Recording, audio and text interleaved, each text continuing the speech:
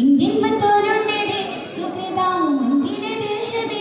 സുജലാം മുന്തിന ദേശമേ ഹിന്ദു മുസൽമാൻ ഫാർസി സിഖുമേ മാത്രമുള്ളതില്ലേ